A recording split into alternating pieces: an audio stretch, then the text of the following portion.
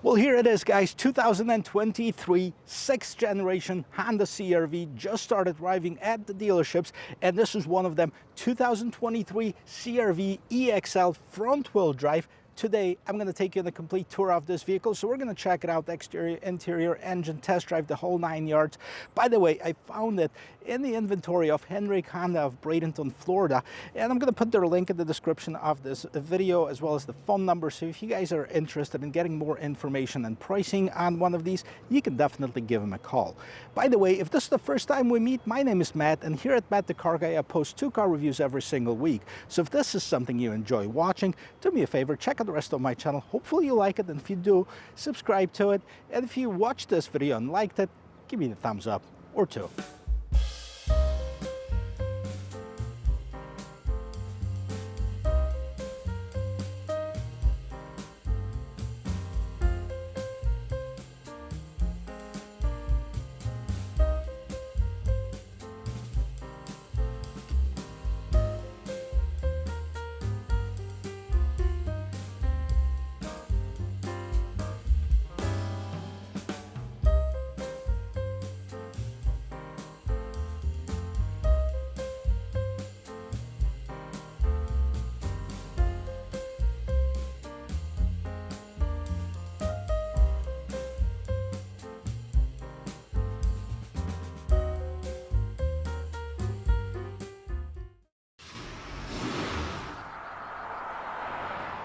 Well, Honda first introduced the CR-V back in 1997, and now it's 2022. For the 2023 model year, we have the 6th generation CR-V.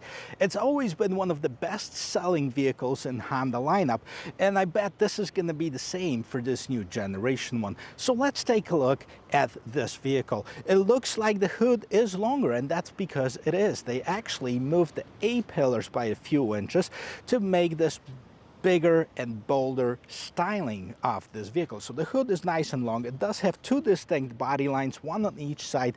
Nothing too crazy about it. It slopes down kind of like we've seen on the Honda Accords and the new Honda Civic as well. And then you have this brand new light. So this is a fully LED light setup. And like with some of the other Honda models, you have this claw setup. Basically, you have the light on top of the trim and below the trim as well. And speaking about the trim, you have this chrome trim that's basically connecting both lights. Huge Honda logo behind which a lot of the safety technology hides for it. And then you have this open grille. You have some hexagon shapes over here. Looks pretty good. And scrolling down in here, again, smaller hexagon shapes at this bottom portion of this front bumper in here. Again, this is open. What is also open is this right here for better aerodynamics, for better airflow. Let's see if anything has changed underneath the hood. Underneath the hood, we have the same 1.5 turbocharged 4-cylinder engine as we've seen in the previous model year, producing 190 horsepower, 179 pound-feet of torque. Now, it is mated to a CVT transmission, in this case delivering the power to front wheels. Now, it's also available this year with the 2.0-liter hybrid version that delivers 204 horsepower, also over 40 miles per gallon combined. So let's take a look at the engine compartment overall. It is nice, and I like the hood struts on both sides. Thank you, Honda, for making this improvement. Underneath the hood, I would like to see a little bit more of a sound insulation, but we're going to see when we drive it. We'll see if it's nice and quiet or if it needs a little bit more insulation. As far as the performance of this vehicle, just give you a heads up, it is not the fastest thing out there. 7.5, 7.7 seconds, 0 to 60, something like this. And here it is, the side profile of this vehicle, definitely different than the previous generation one. It is bolder. What you can see right here is how long this hood is, how high it is, and how straight it is comparing to the previous generation one. And this is where you see that this A-pillar has been moved quite a bit towards the back. Now, if you look at the wheel and tire setup, what we have on this EXL trim is 18-inch aluminum rims.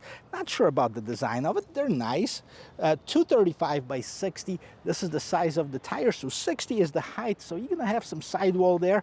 Not bad at all. Now, as far as the surrounding of the wheel wells, you have this matte black cladding that continues at the bottom of this vehicle as well. Mirrors the same color as the rest of the vehicle. You do have the turn signal inside of it, blind spot assist, and mirrors were moved actually on the door from on the window over here. So they were right here, they moved them down here. Better visibility than the previous generation one. That's at least what Honda claims. We're gonna check that out. Chrome surroundings of the windows. Windows are nice and big, so it's gonna have a better inward or outward visibility for passengers and driver, which is very important. It's a safety feature. Matte black, you know, as far as the pillars over here, and no roof rails. I think you have to go with the Sport or Sport Touring trim to get the roof rails. I'm not even sure if they're available as an option. Well, what do we have in the back? I actually like that Honda decided to stick with the same lights or similar lights, at least shape-wise, as they did in the previous generation one. I like this kind of a hockey stick design. We've seen it on the last generation. We've also seen it on some other models like the Volvo XC series. What is changed is they see the new generation LED taillights and brake lights over here. However, they still put the incandescent bulb as far as the turn signal. Not sure why they do it, but there's probably a reason for it. Now, right here you have this gate spoiler with the third brake light. You do have an exposed wiper, Honda logo. You do have the rear view camera, CRV on one side. There's no designation as far as which trim it is on the back gate over here. And then the bottom portion, this bumper right here is matte black. So it's the same as you see the cladding around the wheels and at the bottom. No visible exhaust. What's strange, when I look at the pictures of the hybrid, I could have sworn that there is visible exhaust. So it'd be like different that they didn't do it on the non-hybrid vehicle, but did it on the hybrid one. Well, we're gonna check it out when the time comes. So I do have the key on me, and let's see if it does have the hands-free access to it. It might not be enabled or might not have it, but it does have the power gate on the EXL model. So let's see how much room we have there. So because the vehicle is longer, also the cargo room has improved over the previous generation one. And as you can see, it's quite substantial if it comes to this class of a vehicle. So what else do we have in this cargo compartment? So we have the illumination on both sides, nicely LED illuminated. You have the power outlet, and this is pretty much it. Now the seats can be folded down, but let's see if there's anything underneath the floor. And yes, there is. We actually have a spare tire. This is a temporary use spare tire, and you can see how nicely filled this spare tire compartment is. Well, you don't see that much often. You just see usually just an exposed metal in here. Now the seats fold down. As you can see, this is a 60-40 split, and all you have to do is basically push them, and they go forward.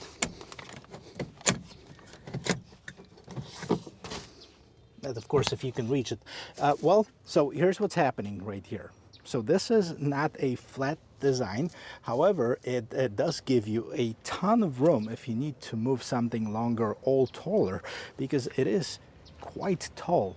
A lot of things change when you increase the wheelbase and the length of the vehicle. As we can see, the cargo room got larger, but also the roominess in the back seat. Now we have over 41 inches of rear legroom, which Honda claims is the best in its class.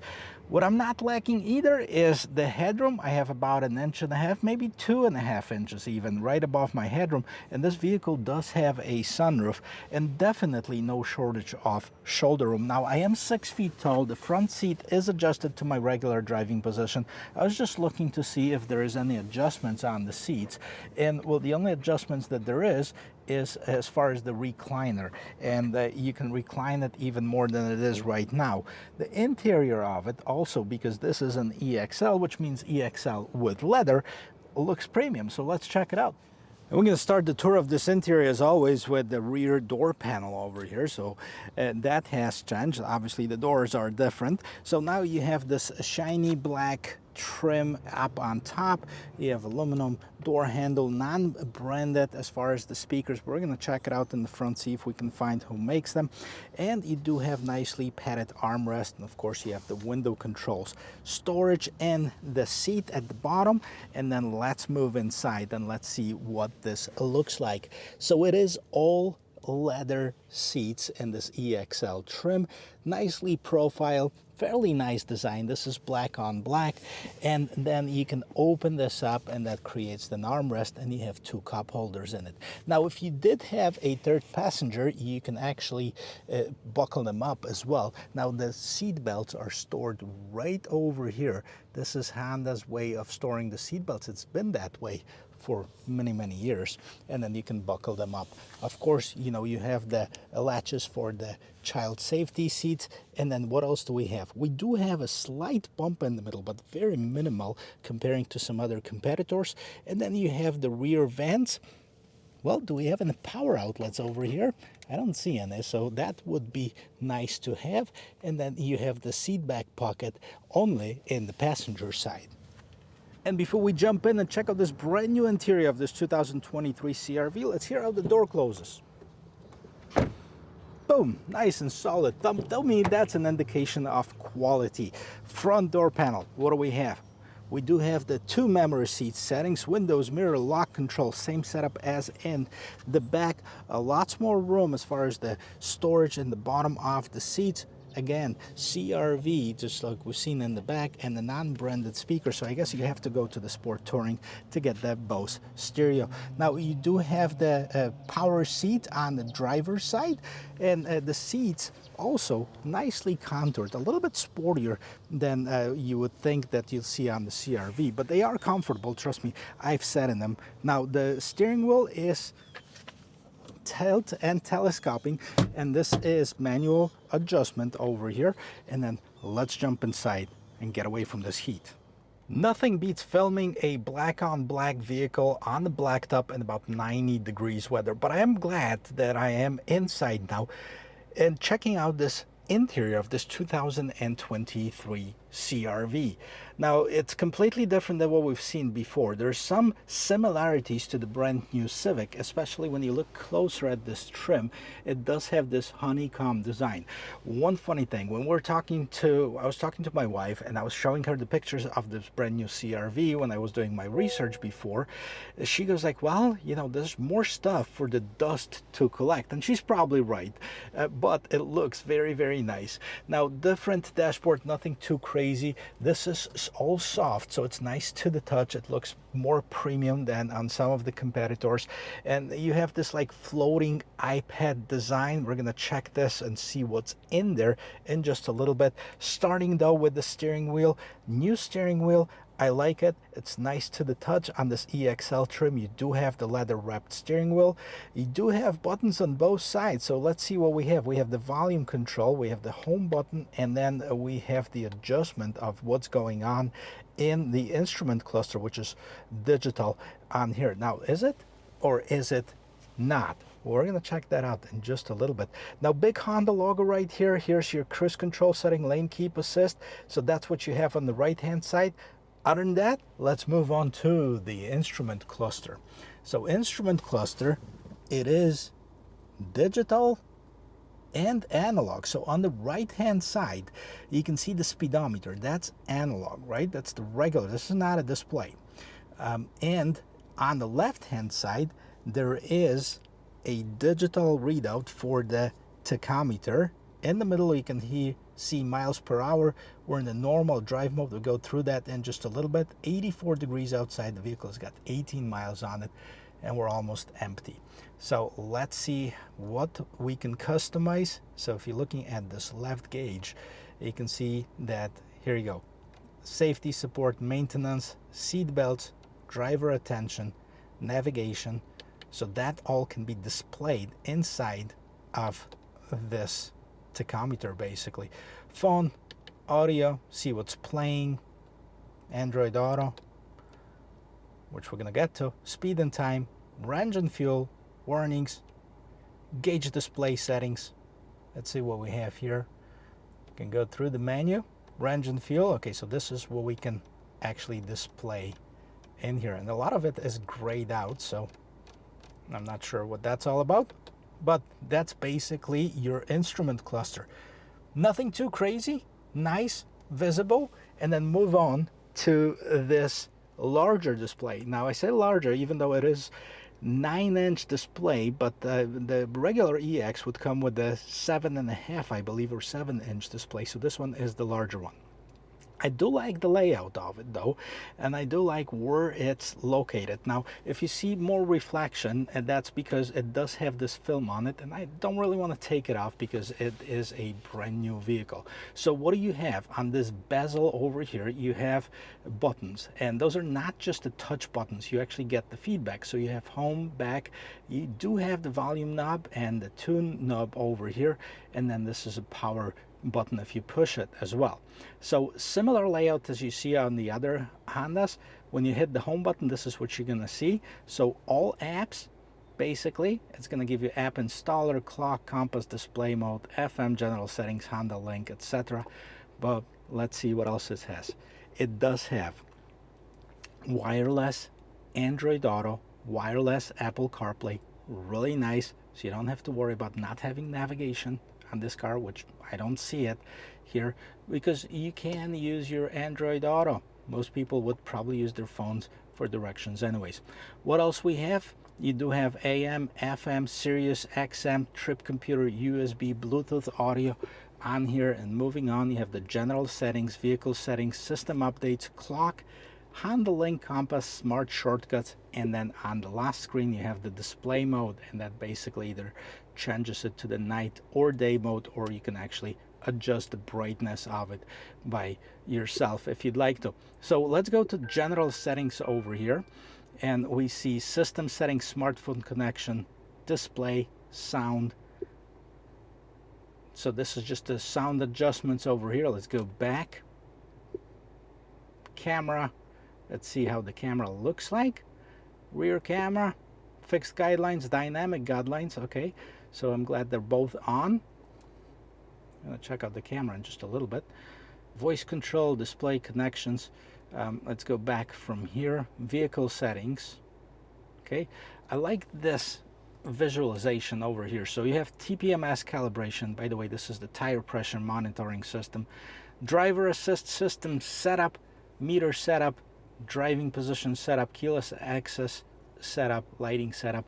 Okay, so does it actually have the setup over here, or is this the information? Blind spot info. Yeah, it actually does have the setup, and you can see a lot of those toggle switches. You can turn those on and off. Traffic sign recognition system, speed limit. Now this is displayed over here. You can set it to none if you wanted to. Let's go back. Rear sensor settings, on or off.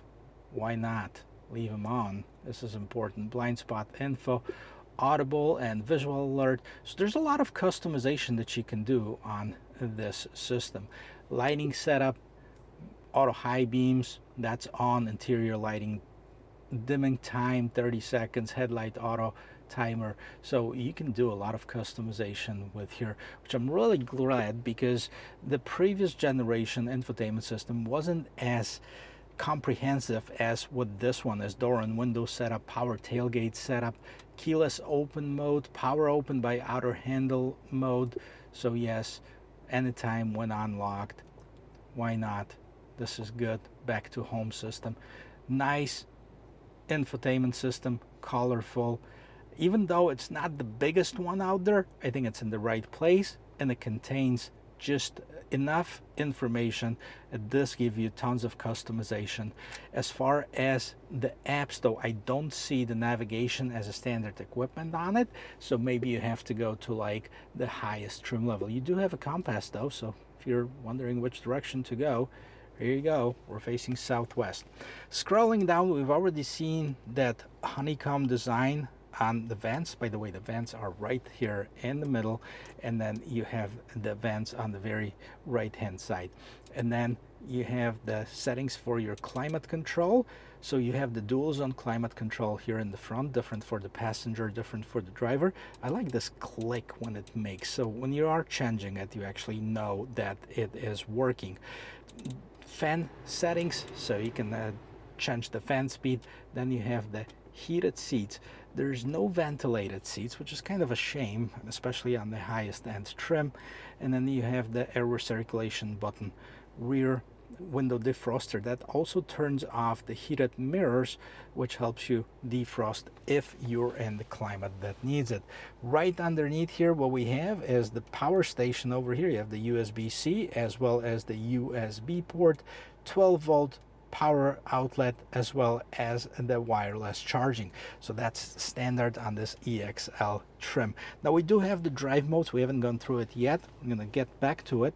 And then you have the automatic starter on and off button, hill descent assist. You do have the emergency brake and then the brake hold over here. Before we get to the drive mode, let's take a look at the rear view camera.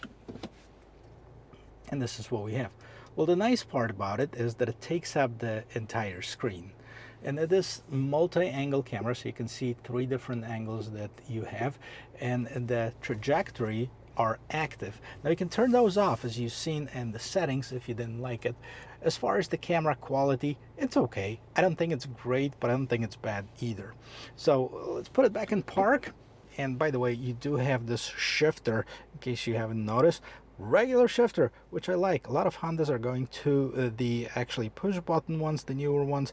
This one stays with the shifter. I like it. Cup holders, a little bit more storage here, and then you have more storage underneath the armrest over here. Before we get to the top portion of this vehicle, let's take a look and see what happens when you change the drive modes. And what drive modes do we have? So you have normal, econ, and snow. Those are the 3 drive modes. Now this is the front wheel drive version, so I wonder if there's any more in the all-wheel drive version, but we're gonna just leave it in normal since there's no sport. However, there is sport if you shift your gear shifter from D to S. You also have the low mode, but we're gonna drive in the sport mode later on. Moving up over here, regular sunroof, no panoramic sunroof is available with this, as well as no 360 camera from what I hear, so I kind of missed that. You have the sunglasses holder, okay, regular setup as far as the lights, kind of the old school way, and nothing too crazy about the mirror. You have only 1 button, and I was hoping that it's going to turn on that rear view camera mirror, but no, I guess this is just to dim it. Now, where is the home link system? Did they get rid of it? Because usually there's 3 buttons over here. So they either must have got rid of it, or you can only open one thing. Illuminated mirrors right in the visors. And this completes the interior overview of this 2023 CR-V. Now let's take it on the road. And here we go, guys. The vehicle is running. Let's take it for a spin. Before we do that, let's check out on Honda's website, because they just updated it. Let's see what trim levels are available on it. So it's easy because they kind of revamped their lineup as far as the vehicles. They got rid of the LX, so you only have the EX and the EXL in the non-hybrid version, and then you have the Sport Hybrid and the Sport Touring Hybrid as the hybrid versions. So 2 different engine options. You have the 1.5 turbocharged non-hybrid, which we have in this vehicle, and then you have the 2.0 liter hybrid vehicle. Now, as far as the gas mileage, this one has a combined gas mileage of 30 miles per gallon. That's between the city and the expressway. And if you want the exact numbers, they're 28 and 34 for the 2-wheel drive, 27 and 32 for the all-wheel drive, and that is city and highway. Now, if you're looking for the hybrid or the Sport Touring Hybrid, you're going to be looking at a little bit different gas mileage. So you have 40 in the city, you have 34 on the expressway, so you have 37 combined, so almost 40 miles per gallon from the SUV like this. That's very, very impressive. Now we're gonna see how it drives. It is a longer wheelbase. Not that the other one was bad, but this one should be even smoother and better ride. So we're going to put it in sport mode, but before we start accelerating and braking, you know, I have this huge parking lot right here, so let's see how this vehicle turns. We're going to do a complete 360 over here. Let's see how tight it is. Turn the wheel all the way to the left, and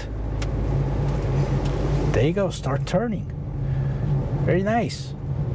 Very tight. Well, Honda's always been known for their really nice and tight steering.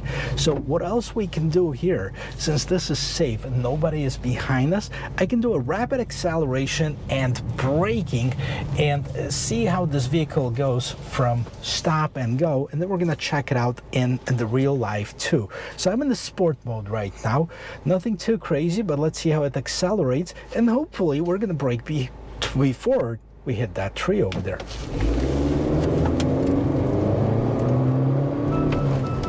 It says brake. All right, so we're braking.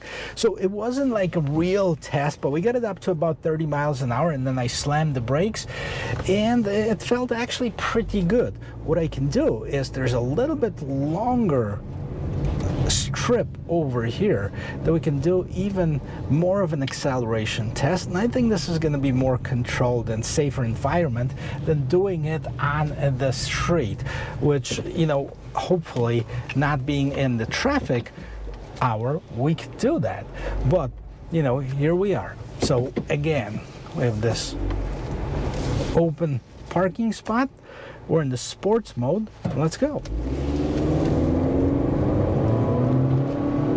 We got 30, 40, and brake.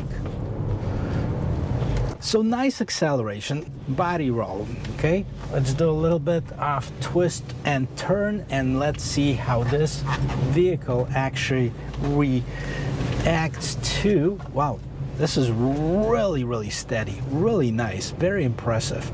I like it. First of all, you're not buying a CR-V to do street racing, okay? And, you know, if you are, then you might have your priorities kind of mixed up.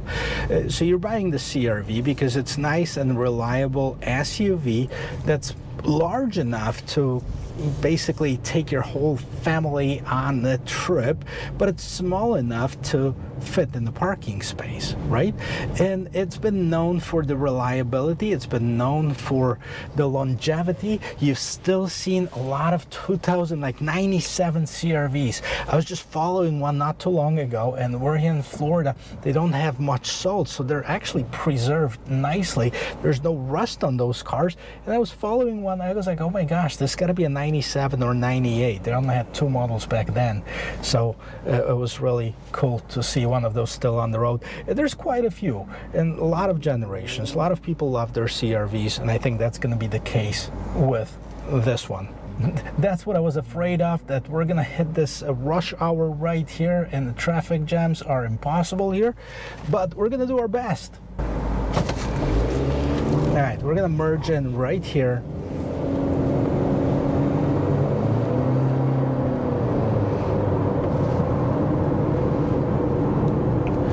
Well, it's not bad. However, I do hear that engine, so maybe just by having this little bit more of a noise insulation, sound insulation underneath that hood would actually help. But overall, it does feel bigger. I can't believe it's 15 inches longer than the original CR-V when they came out. It definitely feels like almost a mid-size SUV right now. And I'm sitting pretty far back. I can actually move my seat forward a little bit and still be comfortable over here. Let's take this turn, nice and easy. And a very smooth acceleration. Not a big fan of the CVT transmission, but this one works well with the combination of this 1.5-liter engine. I've noticed something on the specs of the CR-V when I was looking at it, because the drivetrains are basically the same from the previous generation one. And on the hybrid, it said that last year's model had 212 horsepower, and this year's model's got 204. So I asked Honda people here, and the answer that I was given is not that it has changed, but Honda started reporting it differently to EPA, or EPA started requiring a different reporting. So it is the same powertrain, it is the same output, it's just reported differently. It is a little bit different on the hybrid because it is a combination between the electric motor and the gasoline engine. So that's why the difference, but it is the same, just in case you were wondering over here. So nice and smooth ride, great visibility. You know, moving the mirrors from the actual corner right here to the door and having it lower really makes a big difference. This really opens up a new visibility, which, speaking of mirrors, I think they're just the right size. They're not too big, they're not too small, and the space in this vehicle, it's crazy. It's large.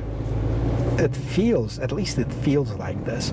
So this is what I like about it. I do like the design, the overall design, the exterior, the interior. There's a few things that I would like to see, and that's because the competition has it, and that's because I think Honda is a company that could deliver it, but for some reason doesn't.